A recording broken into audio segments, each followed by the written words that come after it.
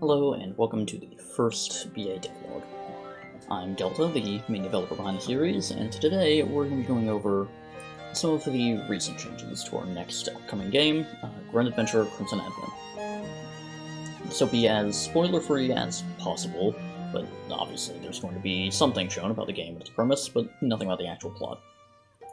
Our first devlog today is going to be focused on the change to the game's main setting, MMU.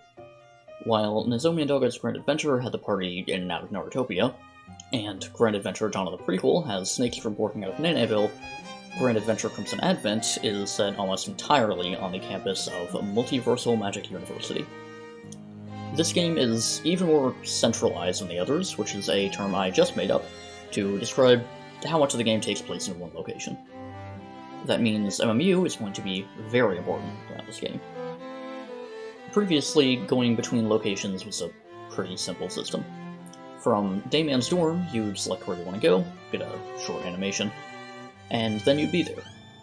The one downside to this new system is the loss of the animation here, but I think the alternative is more interesting.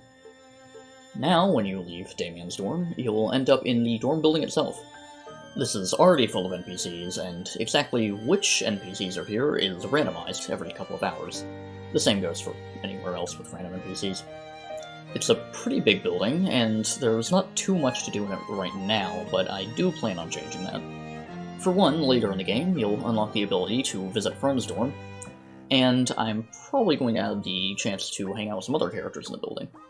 And maybe I'll think of something else to add later on. So, once you've made it to the front door, you can step out, and the entire MMU campus is its own map now. You can walk from Dayman's dorm past the cafeteria, across the road, and to the gym on a single map. It's still a little empty in places for now, since I haven't implemented all the random NPCs, but eventually it'll be full of life. You're free to go almost anywhere, anytime, too. The game operates on a time system. Think Persona, but with a couple more options. Speaking of options, there's plenty of those around campus, but we'll get to those in other devlogs. Now, this campus is massive, so it's easy to get lost. That's where this comes in. These maps are spread around campus, and will show you a map of the entire thing. I actually originally had a version of this map with the names on the buildings, which was way easier to use, but I decided to give you all the real college experience and make figuring out where to go a bit more difficult. It's not implemented right now, but I do plan on adding a "You Are Here" marker to every map on campus, since it can be a bit hard to tell when you're starting out. But over time, I think everyone's going to get the hang of navigating campus and finding your classes. So that'll be all for this devlog. Next time, we're going to be looking at the changes I've been making to the cafeteria, since that has gotten a pretty big rework, along with the whole map. So, I will see you next time.